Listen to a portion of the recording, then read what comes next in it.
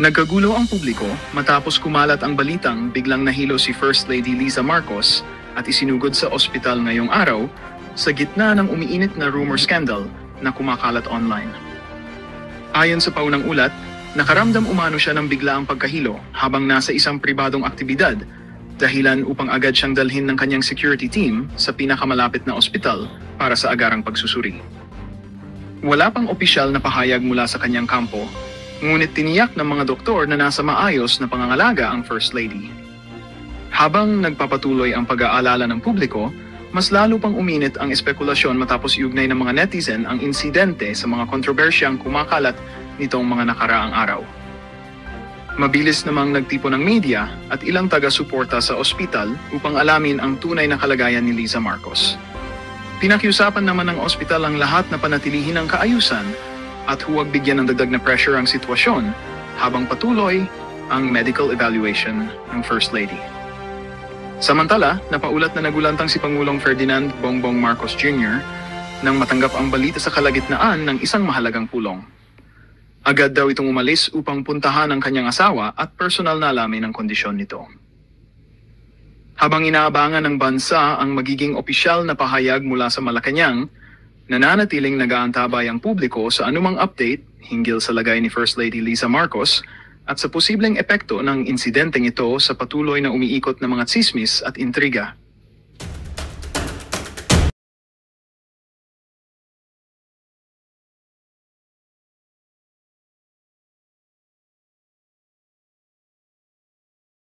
As I said, you'll get a briefer, which will give you more detail on all of the Ayaw niyang banggitin mga kareaksyon, yung mga kakosa nila ayaw niyang banggitin. Baka bumaligtad nga naman yun. things that I've said today. Is the former speaker included in the list, sir? I don't think so because the only evidence that has been made against him is in the Senate. O, diba? I don't think so. Yun lang sa Senate, ibig sabihin minamalit mo yung Senate. I don't think so daw mga kareaksyon. Sa Senate lang daw, kaya yung si Tambaloslos hindi raw kasama. O, pakinggan ninyo para maniwala kayo sinasabi niya. In the Banggit na legislators who are Sandali ha, pakinggan po ninyo mga kareaksyon ha, para maintindihan po yung sinasabi ni Bongbong Marcos. banggit na legislators who are well, no, they're part of the list. We'll give you the complete list. I just didn't go through them because there are like 37 of them. So you'll get, as I said, you'll get a briefer, which will give you more detail on all of the things that I've said today. Is the former speaker included in the list, sir? I don't think so because the only evidence that has been made against him is in the Senate. So I don't know. No, with the speaker, no. Not as yet. Not as yet. If something else comes out, then he might have to be answerable for something. So, again, Nung nabanggit po si Tambaloslos, ninervyos siya, ninervyos. Hindi niya alam kung ano sasabihin niya yun. you know, we don't file cases for optics. We file We don't file cases for optics daw. Ibig sabihin, hindi siya naniniwala kay Gudesa. cases to put people in jail or to make people answer. I know that there are many suggestions of who else we should file cases against. Well, we're fine with that. Provide us the evidence and we will file cases against them. Kaya sinabi ko, napakahalaga yung sumbong sa Pangulo. Dahil Yung sumbong sa Pangulo na yan, mga kareaksyon, mahalaga para sa kanila yan. Para alam nilang gagawin nila kapag nalaman na ng taong bayang katarantaduan. Hoy, nahuli tayo! Nahuli na naman tayo doon sa may nagsumbong. Ayusin ninyo yan. Ay, style niyo, bulok. marami kaming nakukuhang informasyon dyan. So, pagpatuloy ninyo yung inyong pagsumbong. At bigyan nyo kami ng lahat ng ebidensya na meron kayo para magamit natin, para kasuhan kahit sino. Wala naman, walang immune dito walang exempted dito sa mga investigasyon na ito. O yung panga mo, Alright. yung panga mo, ayusin mo yung panga mo. Nakangiwi ka, Brad, yung panga mo. All right, thank you very much, Mr. President. That concludes our press conference. Good morning, everyone. Thank you. Umalis na. Bye-bye, Bongbong Marcos. Bye-bye. Bye-bye for good. Malapit na, Bongbong Marcos. Huwag kang mag-alala. Alright, Reaction TV Base, nagbabalik. Reaction. Napakaganda po ng pag-uusapan natin ng mga reaction. Ngayon po, pakinggan po natin si Bongbong Marcos ay magre-report daw siya sa taong bayan. Magsimula daw po nung kanyang SONA. Ano na po daw ang nangyari patungkol sa kanyang nasimulan sa pag-iimbestiga dito sa flood control anomaly. Iniimbestigahan mo ang flood control? Sinong pumirma? Hindi ka kumita? Alam mo, Bongbong Marcos, pinagtatawanan ka na ng buong mundo, hindi lang mga Pilipino. Pero pakinggan po natin mga ka-reaction na sabay-sabay nating reaksyonan. Kayo po ba ay pabor? Ito po ang Vox Populi. Meron po tayong Vox Populi, the voice of the people. Kayo po ba ay pabor na isamang ikulong itong si Bongbong Marcos tsaka si Martin Romualdez at tsaka si Lisa Araneta dito sa nangyaring nakawan sa kanyang administrasyon sa loob ng umigit kumulang 4 na taon na? Kulang-kulang ka ng 4 na taon, Bongbong Marcos. Hindi ko sinabing kulang-kulang ka, ha? Ang sinabi ko, paborito mo yung Coke, yung malamig na malamig, tsaka pulburon, di ba? Hindi mo paborito. Pakitanggal nga po yung Coke sa mga pulburon sa record, denied of the legislation. Pakinggan po natin si Bongbong. Bongbong, ng darambong. Mag-resign ka na, Bongbong. Flood control project. Kaya't ito ay ang aking report sa taong bayan. Teka lang, bakit ikaw ang nagsasalita? Nasa si Claire? Claire, tawagan ko si Claire. Hello, Claire. Putang ina. Nasaan ka? Ba't itong si Bongbong ang nagsasalita ngayon? Hindi ka magsasalita ngayon. Magpapakitang gila sa sambayan ng Pilipino. Kunyari meron siyang alam, ganon. Ikaw anong ginagawa mo ngayon? Imamassage mo siya pagkatapos siya magsalita. Wala po akong kausap doon, hindi si Claire Castro, yung taga-massage ko yun. Ang pangalan din niya, Claire. Kung ano na ang mga pangyayari mula nung Ano nang pangyayari mula nung ano? Tuloy mo, ba't umihinto ka? SONA ko. Mula nung SONA mo, okay, tuloy. At kung ano na ang ginagawa. Dahil, siyempre, Siyempre, lumubog na yung Cebu. Maraming namatay doon sa Cebu. Ano pa? Ibinulsa kasi ninyo yung pera ng taong bayan. Bongbong! Malapit na. Bongbong, malapit na ang November 16 to 18. Bongbong, magbalot ka na. kami dito sa ating ginagawa ay hindi na isa sa publiko. At kaya't nagtatanong ang tao, ano na ba nangyari? Marami daw sa kanya ginagawa, hindi nasa sa publiko. Ano naman nangyari? Bakit? Sinapubliko ba ninyong pagnanakaw? Wala nang bago dyan, Bongbong. Malapit na, Bongbong. Mula nung SONA. Kaya't isa-isay natin at I will just go through the main points and we will provide you with a briefer with a more detailed explanation. Mag-i-explain daw po si Bongbong. Hindi ba? Pasensya na po kayo, ha? Kailangan po natin pakinggan ng presidente. Kailangan po tayong makinig sa kanya at mag-react at makinig kung ano na namang mga kasinungalingan sasabihin niya. Siya po ang king of the budol. Siya po ang tagapagsinungaling. Tagapagsinungaling ka ba ng mga sindikato? Pakinggan po natin si Bongbong. After the press conference, no? Meron naman tayong prepare na mas detalyado dito sa aking sasabihin ngayon. Bakit din yung pinagsalitain na hirapan na? So, mula nung Oh, inhale, exhale ka muna. Inhale, exhale, inhale, exhale. Bongbong, malapit na, malapit na, malapit na. Bongbong, malapit na.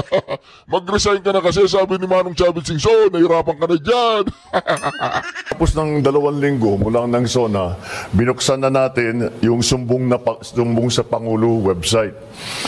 Para O meron daw siyang sumbong sa Pangulo, mga kareaksyon ng talino ni Bongbong Marcos. Ayan o, mag-isa lang siya, harapin niya yung mga press. Mag-isa lang, pero 4 lang ang magtatanong. Ay!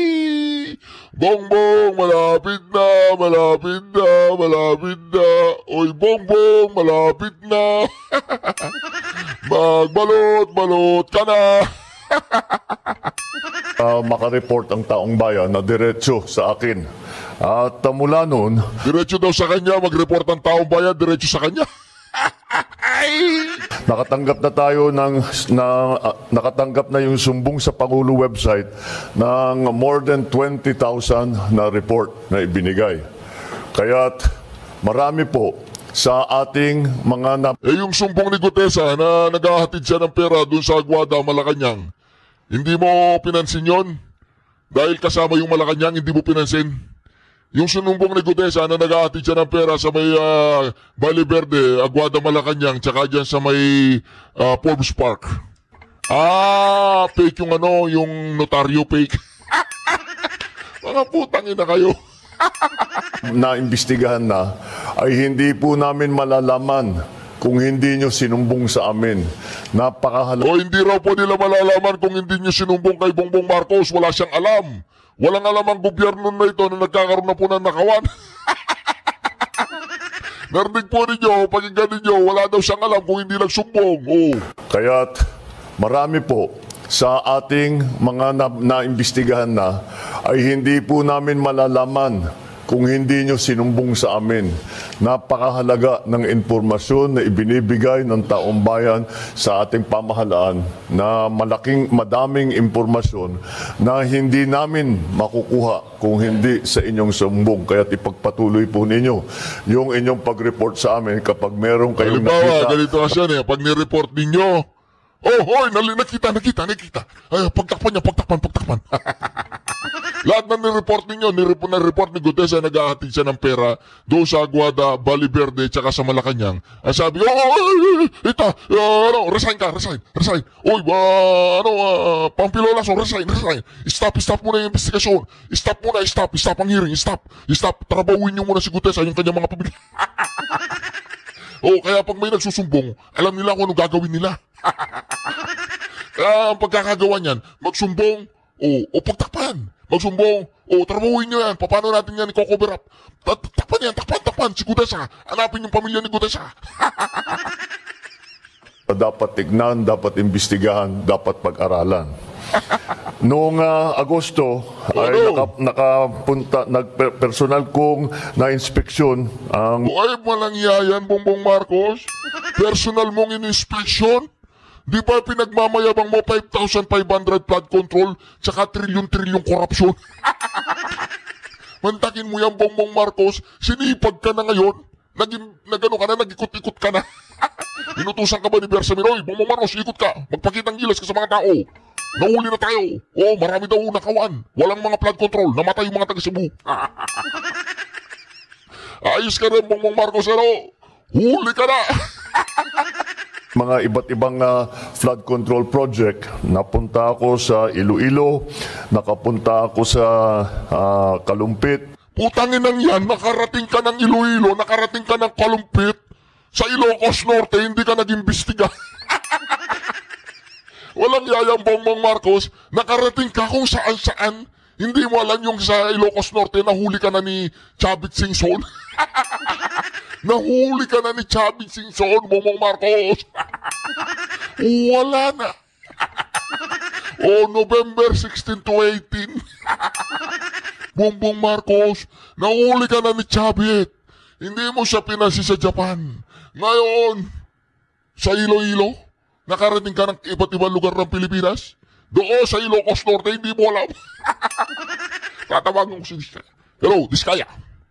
O si Bongbong Marcos. Doon daw sa Ilocos Norte, marami kang, sino to? Yung asawa, yung diskayang babae o yung diskayang lalaki? Doon ba sa Ilocos Norte, marami kang kontrata. Marami kang kontrata doon. Oo, hindi nag-iimbestiga doon si Bongbong Marcos, sabihin mo. Kaya diba yung diskaya nilagpasan nila yung Ilocos Norte. Sabi niya Marcoleta, yung Ilocos Norte, yung Region 1, nakalimutan mo. Nagyayabang na naman itong si Bongbong Marcos, Nag-ikot-ikot daw siya sa Pilipinas. Naghanap siya ng mga ghost flood control. Bongbong, doon sa Ilocos Norte, punta ka. Pilit kayo ng pilit pumupunta ng Davao. Wala naman kayo nakikita. Ikot ng ikot si Magalong sa Davao. Yung mga rack netting. Walang yaka Magalong. Gago ka ba? Punta ka ng Davao, mag-iimbestiga ka. Hindi ka pumunta ng Cebu, tumulong ka doon nung panahon yun. Itong si Magalong may gago ka ba, Magalong? O bayad ka lang. At saka sa Baliwag, at doon maliwanag ng maliwanag ay na isang mga halimbawa ng mga flood control project na hindi tinapos o ghost project talaga, hindi man naumpisahan. Magaling mo, bayani na si Bongbong Marcos. May nakita siyang ghost project sa Bulacan. Nag-ikot-ikot si Bongbong Marcos, isa kang bayani. Kung hindi sa'yo, hindi malalaman na kayo magnanakaw. Yung mga reaksyon matakin ninyo yan, Itong pinakamagandang ginawa ni Bongbong Marcos. Siya ang nagsiwalat na mayroong nakawan sa flood control. Akala niya mga tanga ang taong bayan. Tapos, ayan, nag-ikot-ikot kunwari. Pagkatapos niyang ipagyabang yung 5,500 flood control, mga kareaksyon, inahanap niya ngayon. Nandoon sa mga bank account ninyo, hindi mo alam. At naging basihan ng ating pagtuloy-tuloy na pag-imbestiga.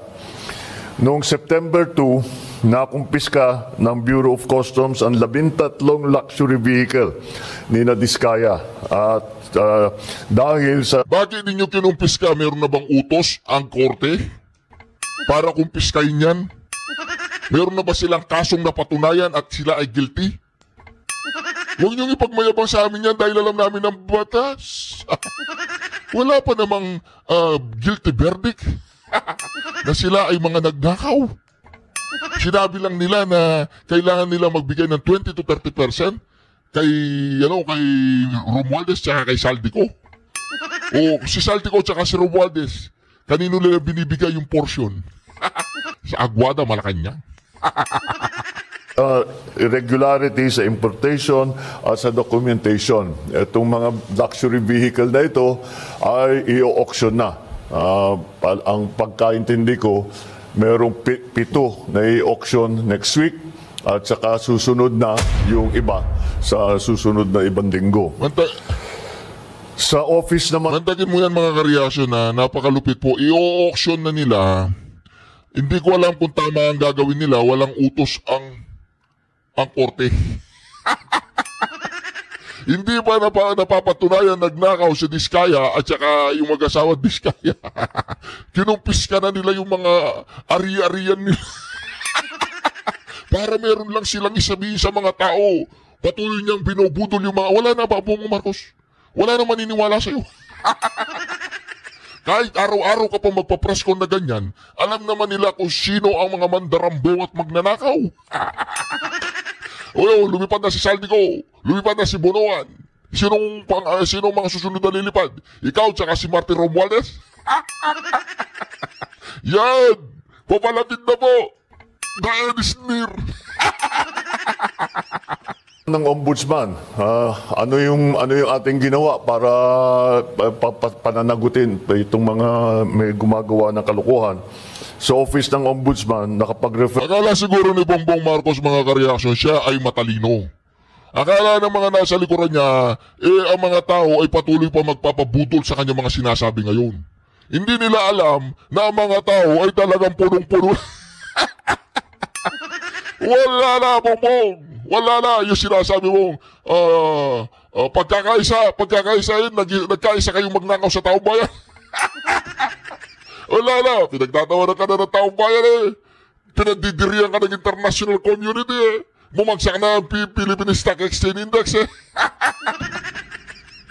Anong gagawin mo ngayon, Bongbong Marcos? Hanapin mo ngayon yung mga magnanakaw, hindi ka kasama?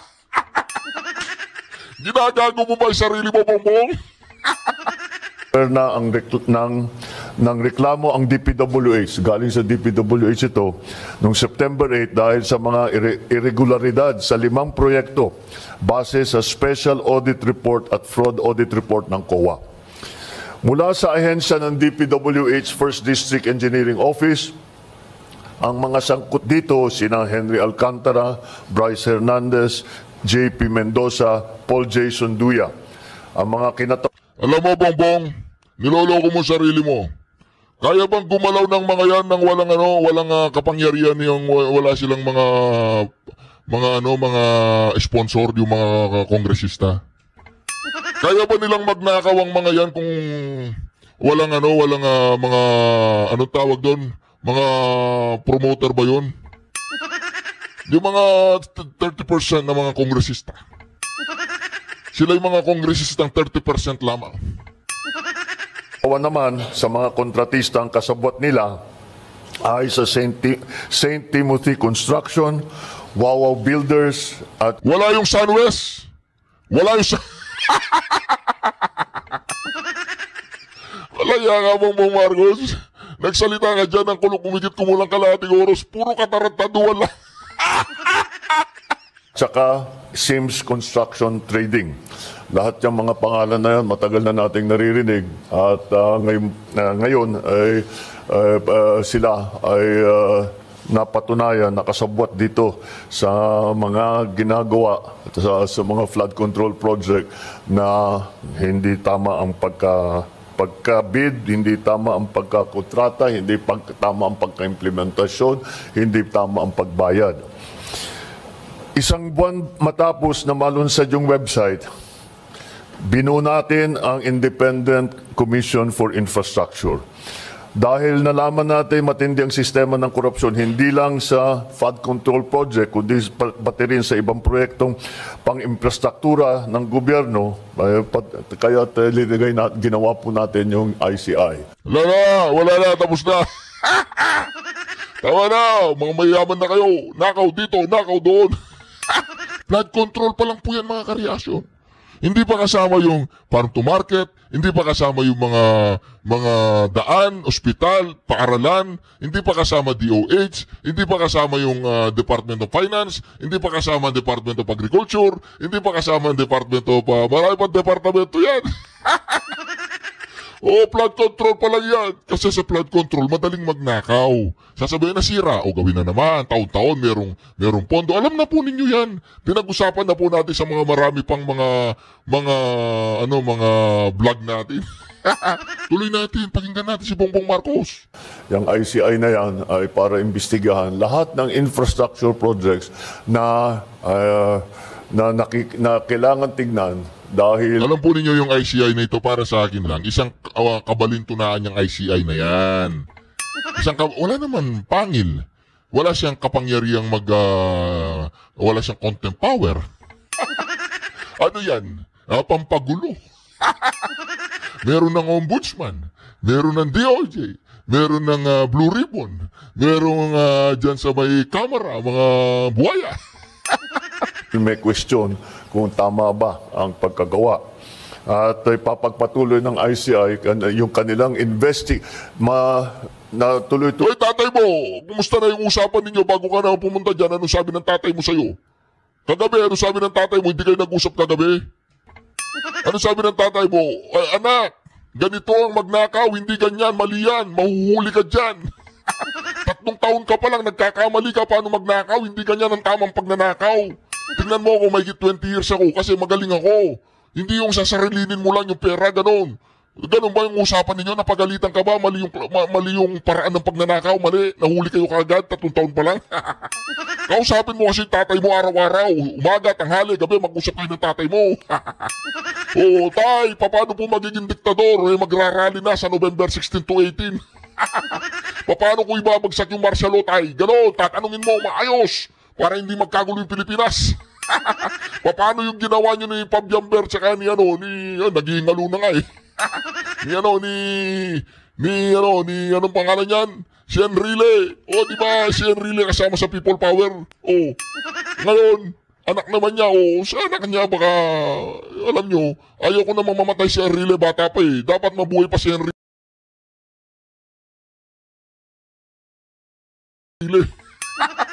Nagingalo na si Enrile, wala man lang mga tao sa kalsada.